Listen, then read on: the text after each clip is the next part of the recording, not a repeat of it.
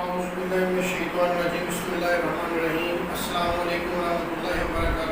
कैसे हैं आप बेटा। आज हम फार्मास्यूटिक्स का लेक्चर नंबर 9 जो है डिस्कस करेंगे। तो पहला जो टॉपिक है हमारे पास इफ्लोरेसेंस है। इफ्लोरेसेंस किसे कहते हैं पढ़ते हैं। पेज नंबर 30 है आपकी बुक का। स्पॉन्टेनियस या sudden loss of water by a hydrated salt is called efflorescence, or efflorescence is the loss of water of crystallization, water that present inside crystals from a hydrated salt to the atmosphere on exposure to air। कि ये spontaneous होता है जो खुद ब खुद sudden, ये एक प्रोसेस है जिसके अंदर हम हाइड्रेटेड साल्ट जो है उसको डालते हैं और क्रिस्टल के अंदर के जो वाटर है वो लॉस हो जाता है, यानी वो इवेपोरेट हो जाता है, वो ख़त्म हो जाता है, वो उड़ जाता है। आगे है जी, इसके बाद ल्यूट्रिएशन। ल्यूट्रिएशन क्या है जी? Is a process of separating particles based on their size, shape and density using a stream of gas और liquid flowing in a direction usually opposite to the direction of sedimentation. It is used in mineral processing for size classification. और elutriation is a material separation method in which smaller and larger materials are separated by using the liquid or gas। हम gas का pressure देते हैं। अगर ये हमारे पास चीज़ें पड़ी हुई हैं तो प्रेशर से जो आपको पता है जो जिनका डेंसिटी कम होगी, साइज़ कम होगा, वो आगे चले जाएंगे, जिनकी डेंसिटी और साइज़ बड़ा होगा वो पड़े रहेंगे। तो ये सेपरेट किया जाता है। इस तरह से फ्लो के साथ भी अगर आपका कोई मटीरियल है जो सॉलिड फॉर्म में या क्रिस्टल फॉर्म में पड़ा हुआ है तो आपने लिक्विड उसमें से अगर गुजारा है, जैसे पानी अगर हम गुजारते हैं तो जो कम वेट वाले हैं, कम डेंसिटी वाले हैं, वो आगे मूव कर जाएंगे और जो बड़ी डेंसिटी वाले हैं पीछे मूव कर जाएंगे। इस तरह से उनको हम सेपरेट कर सकते हैं on the basis of their density, shape और साइज। हम गैस और लिक्विड को यूज़ करते हुए सेपरेट कर सकते हैं। आगे है जी हमारे पास, हमने फ्लोरेसेंस पढ़ लिया, इल्ट्रिएशन पढ़ लिया। आगे है वेपोराइजेशन, वेपर्स बनना, बुखारात बनना। वेपोराइजेशन से आपको पता है कि अगर हम टेम्परेचर को बॉइलिंग पॉइंट से लो रखते हुए हम टेम्परेचर को रेज करेंगे तो जो लिक्विड मटेरियल्स हैं वो इवेपोरेट होना शुरू हो जाते हैं। तो 3 तरह का वेपोराइजेशन होता है। वेपोराइजेशन को इवेपोरेशन, बॉइलिंग और एक्सिडिकेशन जो है, 3 उसकी टाइप्स हैं। तो पहले पढ़ते हैं वेपोराइजेशन क्या है। Conversion of a substance from the liquid phase into the gaseous phase या vapour phase is called the vaporisation. और vaporisation is the process by which a liquid is turned into gas. Direct conversion from solid to vapours is called sublimation. हमने पढ़ा हुआ sublimation का process 9th में आपने पढ़ा था, सब्लिमेशन। इसमें जो सॉलिड है डायरेक्ट गैस में जाता था without going to vapour state. लेकिन वेपोराइजेशन में क्या है, जो लिक्विड है वो वेपर्स में जाता है, वेपर्स में तब्दील हो जाता है। अगर हम देखें there are 2 types of vaporisation, evaporation है और बॉइलिंग है। इवेपोरेशन और बॉइलिंग 2 प्रोसेस दोनों हमने पढ़े हुए हैं, हम फेमिलियर है, पढ़ते हैं आपके सिलेबस में क्या है। Evaporation is a type of vaporization of a liquid that occurs only on the surface of liquid. During vaporization, liquid changes to gas on the surface of the liquid and below the boiling temperature। ये मैं आपको बता चुका हूँ, boiling temperature से below surface से। अगर हमने कंटेनर जो है जिसका सरफेस एरिया ज़्यादा है वहाँ वेपोरेशन ज़्यादा होगी। अगर वो कंटेनर जो अगर हम मिसाल देते हैं टब की, टब का सरफेस एरिया ज़्यादा है वहाँ वेपोरेशन ज़्यादा होगी। इसके बरक्स आप चाय की प्याली या कप ले लें, उसके अंदर जो वेपोरेशन कम होगी क्योंकि सरफेस एरिया कम है। तो ज़्यादा सरफेस एरिया से बिलो बॉइलिंग जो टेम्परेचर है, जब हम उसको टेम्परेचर को रेज करते हैं तो वेपर्स बनना शुरू होते हैं, जिससे इवेपोरेशन कहते हैं। Boiling refers to the heating of a liquid and its releases vapors. During boiling, the liquid changes to gas from above the boiling temperature and occurs below the surface of the liquid। और जो ये तो है surface phenomena है, surface से होता है। Boiling जब हमने किसी चीज़ को हीट करना है,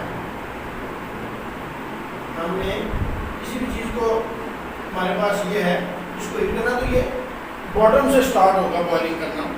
ऊपर पहले अगर आप नीचे से पानी गर्म करना शुरू किया तो ऊपर आप डिप करें, आप अपनी फिंगर तो इतना नहीं लगेगा शुरू में, लेकिन जब स्टार्ट्स बॉइलिंग तो फिर नीचे से ऐसा ऐसा पानी सारा ऊपर जो है वो क्या हो जाएगा, बॉइलिंग करना शुरू कर देगा।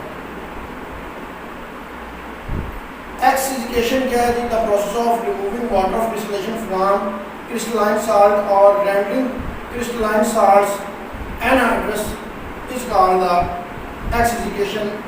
एक्सिजिकेशन क्या है जी? एनहाइड्रस यानी नो वाटर बनाना है, कि हमने इसके ज़रिए एनहाइड्रस बनाना है, कि पानी को क्रिस्टलाइन से निकाल देना है, उसको कहते हैं। आगे हमारे पास फ्यूजन। फ्यूजन क्या है जी? Is the process of heating the solid until it melts. Fuse करना है, कहते हैं जब मैंने फ्यूज लगाया वो फ्यूज ही उड़ गया, यानी मेल्ट हो गया। कि आप किसी को हीट करें अंटिल इट मेल्ट्स, उसे क्या कहते हैं? फ्यूजन। फ्यूजन कहाँ का फार्मा इंडस्ट्री में यूज़ होता है जी? Is use in making ointments, creams, lotions and suppositories को बनाने में इस्तेमाल होता है। It is use in pharmacy, pharm mixing procedure में भी हम इसको बहुत सारी चीज़ों को मेल्ट करके हमने वैक्सीज हैं, ऑइंटमेंट्स हैं, क्रीम्स हैं, इनको बनाने में ये ज़्यादा इस्तेमाल होता है। इग्निशन। इग्निशन क्या होता है जी? Is the process use in pharmacy in which the chemical substances are strongly heated until its carbonious part burn and its inorganic residues left in the form of ash. Ignition का मतलब होता है आग लगाना। आपने इसमें जो कार्बोहाइड्रेट्स की जितनी भी चीज़ें हैं वो जल जाएगी, पीछे क्या बचनी चाहिए? ऐश। ऐश किसे कहते हैं जी? राख। राख क्या होती है? वो जो आग लगती है लकड़ियों को, बाकी जो पीछे बच जाता है जो पाउडर फॉर्म में, उसे ऐश, पंजाबी में उसे आप क्या कहते हैं? एक ऐश हो गई इंग्लिश में, उर्दू में राख हो गई, और पंजाबी में उसे सुबह कहते हैं कि सुबह बन गया जी, बंदा सुबह हो गया, तो वो सुबह उसको बोलते हैं। तो ये प्रोसेस है कि आपने किसी को हीट किया, कार्बोहाइड्रेट जो है वो यूजअप हुए या जल गए, पीछे ऐश बच गई, उसको हम इग्निशन कहते हैं।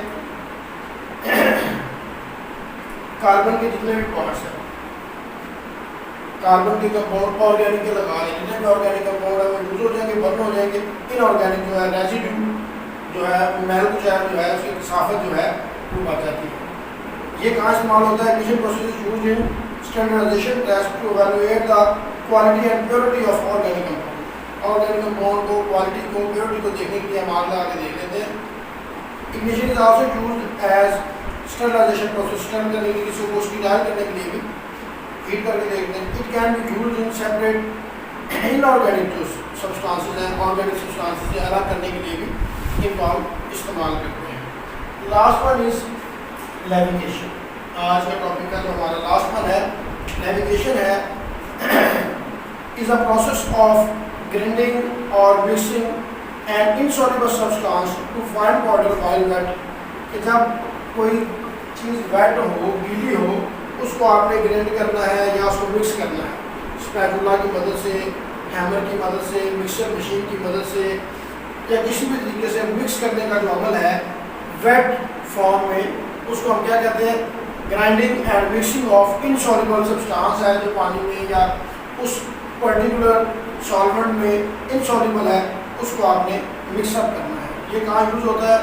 फार्मेसी में। It is the leading method that is used in dispensing pharmacy to mix up the medicaments with the fat or water soluble base। क्या आपको पता है जो फैट है वो वाटर में इनसॉल्युबल है और वाटर जो है फैट्स में इनसॉल्युबल है, लेकिन इनको मिक्स करना हो तो आप ये प्रोसेस इस्तेमाल करते हैं। Levigation process can be used in the formulation of ointments, creams, paste and gels. ये हमने जो इग्निशन पढ़ा है, हमने फ्यूजन पढ़ा है, और ये अभी जो हम पढ़ रहे हैं लेविगेशन, ये तीनों प्रोसेस जो है ज़्यादा यूज होते हैं ointments, creams, paste and gels की फॉर्मेशन में। Levitation can also be used to form granules of different mixture of API, यानी डिफरेंट मिक्सचर जो हैं उनको ये ग्रैन्यूल्स मुख्तलिफ फॉर्म के लेविगेट करने के लिए इस्तेमाल करते हैं। ग्रैन्यूल्स की डिफरेंट शेप्स हो सकती हैं, डिफरेंट साइज हो सकते हैं, उनको वेट फॉर्म में ग्राइंड करना और मिक्स करना, ये भी लेविगेशन में इस्तेमाल होता है।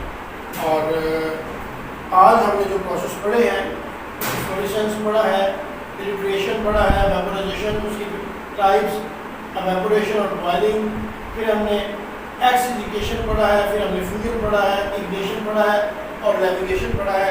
ये आज जो हमने 7 टर्म्स पढ़ी हैं, इनको आपने अच्छे से याद कर लेना है। इनमें अगर आपको कोई मसला लगे, समझ ना आए तो आप पूछ सकते हैं। बुक रीडिंग भी मैंने साथ साथ कर दी है, तो फीडबैक लेना हो आप रब्ता कर सकते हैं। अपना ख्याल रखिएगा। अल्लाह हाफिज़।